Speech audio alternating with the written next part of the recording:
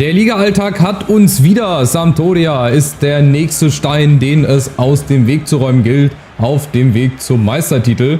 Letzten Part sehr, sehr spannend. Wie soll es auch anders sein? Im letzten Champions League Gruppenspiel gegen Başakşehir hier in letzter Sekunde quasi gewonnen. Und dank Brügge, weil die auch gegen Bayern gewonnen haben, sind wir doch noch ins Achtelfinale eingezogen. Also wir sind nochmal mit einem blauen Auge wirklich davon gekommen. Vlahovic, erste Chance. Spielen jetzt also weiter in der Champions League anstatt in der Euroleague. Aber wie fragt nicht nach Sonnenschein. Das war ein Zittern hin und her. Erst geführt, dann der Ausgleich. Dann hat Brügge 3-1 zwischenzeitlich geführt. Und dann haben wir es doch noch irgendwie hinbekommen. Ich weiß zwar nicht wie, aber Filip Kostic sei Dank. Und allen anderen auch. Und jetzt gilt es in der Liga, die restlichen Spiele zu nutzen, um die Herbstmeisterschaft, wenn es sowas in Italien gibt, uns zu sichern. Und dann schon mal ein bisschen vorauszublicken auch auf die Wintertransferphase. Da habe ich ja gesagt, da möchte ich auf jeden Fall vielleicht vielleicht zwei Verstärkungen nochmal holen. Besonders fürs Mittelfeld vielleicht. Damit wir auch mal Pogba und Zakaria entlasten können. Weil, wie gesagt, Weston McKennie ist jetzt langsam wieder fit. Ja, schön und gut. Auch Kamavinga wird irgendwann zurückkommen. Aber für die linke Seite, rechte Seite, so ein Ersatz für Filip Kostic zum Beispiel, den haben wir gar nicht. Zakaria, nächste Chance. Auf der linken Seite, da könnte man natürlich Chiesa nochmal hin tun, dann würde vorne einer fehlen, dann müsste man da Larsson hin tun. Also irgendwas für die Offensive soll es dann doch schon sein. Und vielleicht nochmal, ja, Innenverteidiger haben wir eigentlich auch genug.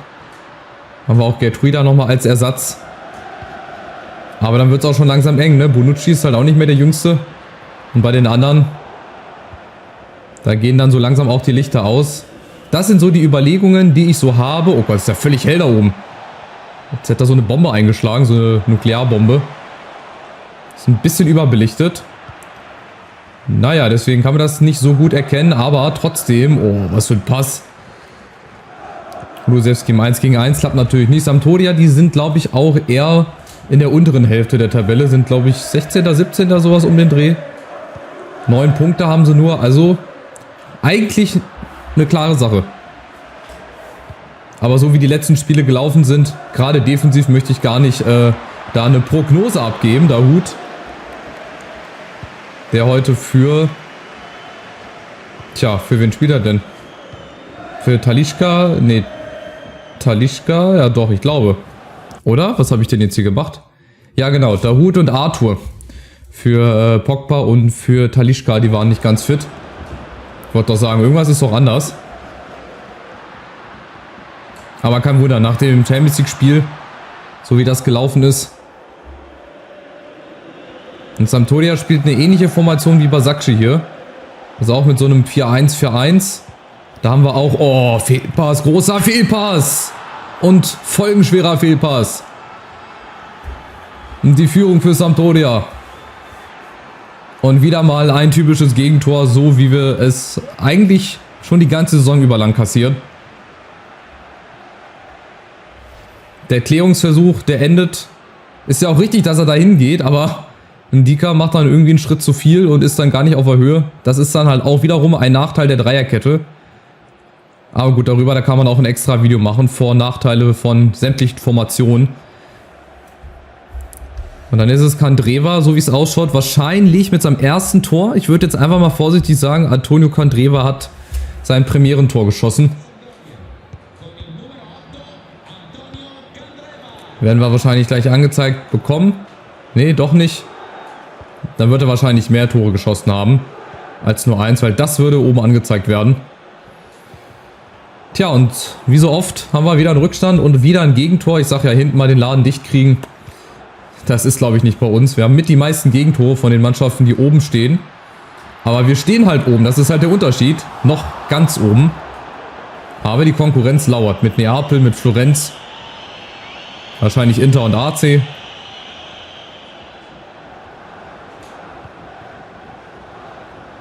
Vielleicht jetzt die beiden Stürmer im Zusammenspiel. Vlahovic ist eigentlich ein sicheres Ding und die macht er. Geht doch. Einmal schnell gespielt in die Spitze. Das glorreiche Duo da vorne im Zusammenspiel, die ja wirklich gut harmonieren. Hier, schön gemacht. Viel Platz natürlich. Und dann Vlahovic eiskalt Das kann er einfach, ey. Das sind seine Situationen.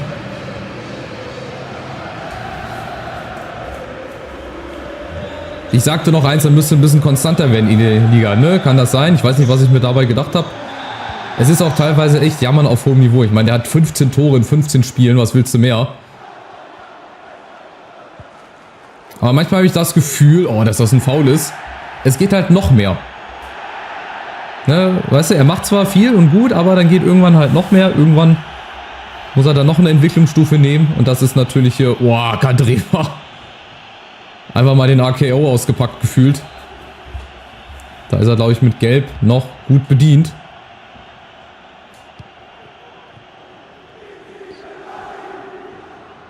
So, wieder Kulusewski, wieder sucht da oben Kostic, ja. Ist ein bisschen hell, ich sehe da nichts. Arthur, jetzt wird natürlich so ein bisschen Paul Pogba, der auch mal von Weitem schießen kann. Aber wir haben Kulusewski, der kann das auch von außen. Aber dann zu ungefällig, zu zentral. Ja, teilweise immer noch zu viel. Ja, zu verkopft will ich nicht sagen. Zu kompliziert einfach. Viele Situationen spielen wir einfach viel zu kompliziert aus. Und Sampdoria ist halt heute auch nicht der übermächtige Gegner. Aber das ist halt so ein Spiel, wenn es um Sachen Meisterschaft geht, die musst du einfach gewinnen. Weil die Konkurrenz, ihr seht Inter, die führen jetzt auch schon gegen Benevento. Die freuen sich natürlich auch über das Ergebnis hier. Und die anderen auch. Oh, Vorsicht, Alaba. Schon wieder so ein Ding. Kann ja nicht sein. Und dann haben sie hier zu viel Platz. Und dann dieser Ball durch die Lücke. Nein! Ach, Zakaria, ich habe es gerade noch gesehen. Grätschen da oben, obwohl er schon geschossen hat. Und dann gibt das natürlich Elfmeter. Ah, das ist bitter. Ich dachte eigentlich, der springt drüber über die Grätsche, aber gut, würde ich auch nicht machen. Das ist ein Elfmeter, da müssen wir gar nicht lange diskutieren. Der war auf jeden Fall völlig berechtigt und unnötig. Und jetzt die Chance für Baena gegen Castel. Das ist ja lächerlich.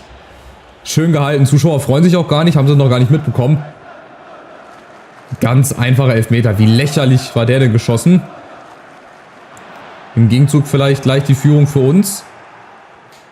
Kostet, schöne Flanke, da ist der Hut, aber der geht normalerweise nicht in Zweikämpfe rein und in Kopfballduelle schon erst gar nicht.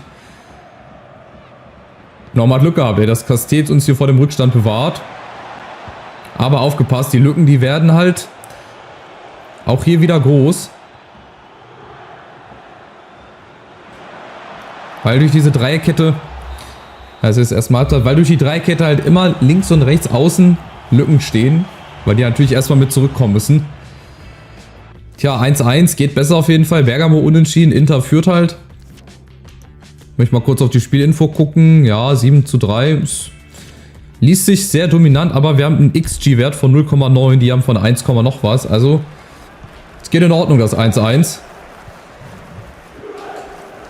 Haben natürlich viel zu wenig. Für unsere Ansprüche, ganz klar. So, der Hut, genau, hinter die Abwehr, in die Tiefe, wie ich so gerne sage. Kulusewski, der kann es im 1 gegen 1, vielleicht auch mal Arthur von Weitem. Ja, nee. Arthur sehe ich auch als so kleine Kampfmaschine eigentlich an. So ein kleiner, quirliger Giftzwerg, Achtung. Sampdoria kommt, ein Dika, nein, das gibt den nächsten Elfer. Ah, das kann nicht sein. Es gibt wirklich wegen jedem Zweikampf, wegen jeder kleinen Berührung gibt es Elfmeter. Aber er macht doch gar nichts. Indika steht wirklich einfach nur da. Er macht einfach überhaupt nichts. Er lässt sich fallen und dafür kriegt er Elfer, ey. Glückwunsch. Ich hoffe, dass er jetzt den zweiten verschießt. Das ist wieder Baena gegen Castells. Wieder die rechte Ecke. Ja, aber diesmal ist er drin. Diesmal ist er drin, platziert. Über den Elfmeter kann man wirklich diesmal streiten, weil ihr habt es gesehen. Ey, Indika steht da einfach nur. Er macht überhaupt nichts. Er nimmt die Berührung an. Vielleicht ein kleiner Ausfallschritt nach vorne, aber dafür Elfmeter zu geben, das ist schon Hammer. Das ist wirklich schon ein Hammer. Aber gut, diesmal ohne Chancen. Und Sampdoria führt.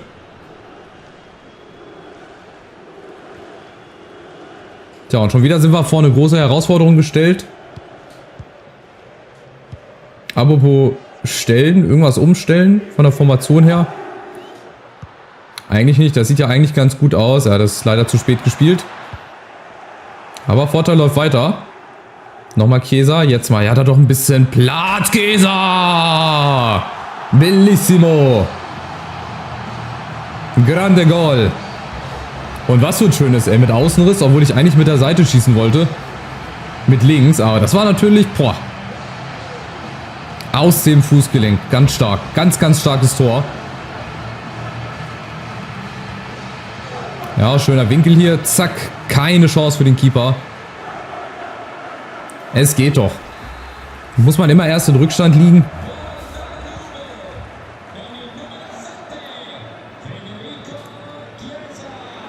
So, auch er hat erst 5 Tore gemacht. Das ist natürlich ein bisschen schwach.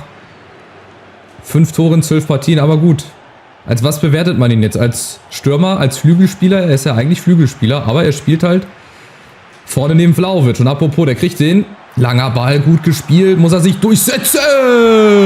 Nächstes Traumtor. Und Spiel gedreht. Auch das ist Vlahovic. Macht auch mal Sachen, womit man gar nicht rechnet. Und dann so richtig schönes Tor. Und genau im richtigen Moment, schöner Ball. Hier setzt er sich endlich mal durch. Zack. Liegt quer in der Luft. Das ist ein ganz, ganz schönes Tor. Mit der feinen Klinge. Ja, sauber. Andere sind froh, wenn sie sich nicht verletzen oder wenn sie überhaupt mit beiden Beinen wieder aufkommen. Er liegt einfach quer in der Luft.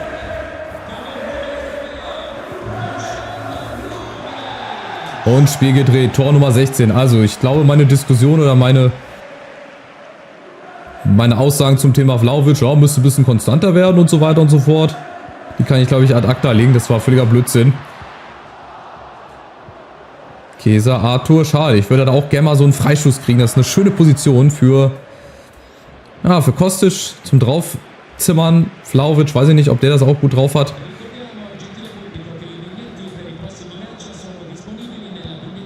So, und genau das ist jetzt unser Spiel. Ballbesitz.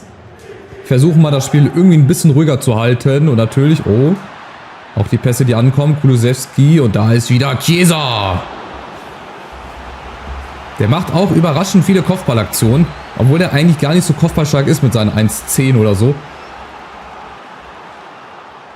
Sieht das gar nicht so ungefährlich aus. Da ist er schon wieder, Chiesa.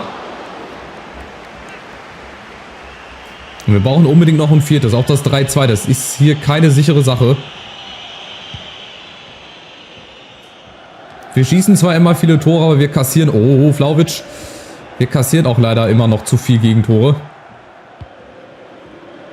Du kannst halt auch nicht immer 3 Tore... Oh, schießen. Was ist das denn? Oh, was ist das denn? Großer Fehler. Und ist Chiesa da, der nutzt dies davon. Nein, was macht er denn? Ach du Scheiße. Was hat er denn gemacht?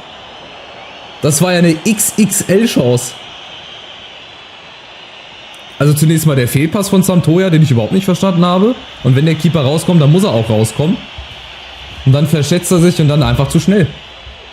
Und dann einfach zu unüberlegt. Ey, der musste einfach mit der Seite rein oder lupfen oder am Keeper vorbei. Der kann alles machen. Aber nicht das, was er gemacht hat. Das war natürlich Hanebüchen. Aber vielleicht macht das ja jetzt besser. Chiesa kommt daran, ja. Aber der Keeper auch.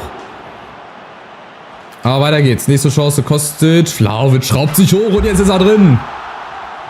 Und das dürfte die Entscheidung sein. 4-2.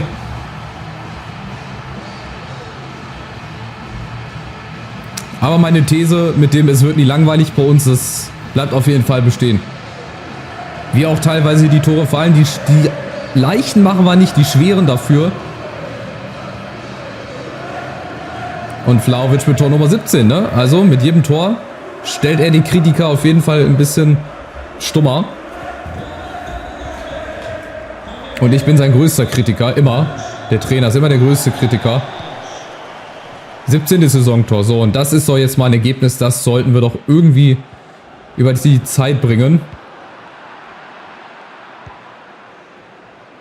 Eine ganz, ganz starke zweite Halbzeit vor allem, viel dominanter, viel zielstrebiger auch zum Tor, ja, mussten wir natürlich auch dann irgendwann mit dem Rückstand, aber Achtung, Sampdoria kommt, Vorteil, gut geklärt, aber der Schuss aus dem Rückraum, Castell zum ersten und zum zweiten, jawohl. War auch, glaube ich, abseits. Ja, war abseits, egal, hat er trotzdem gut gehalten.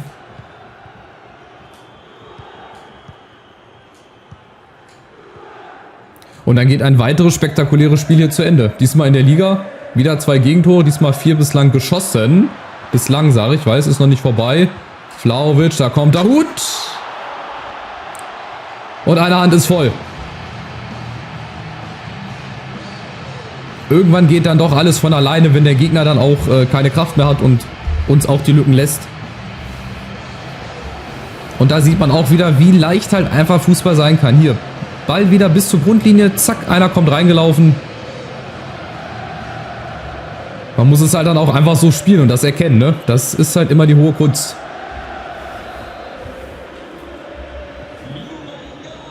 Ja gut, 5:2.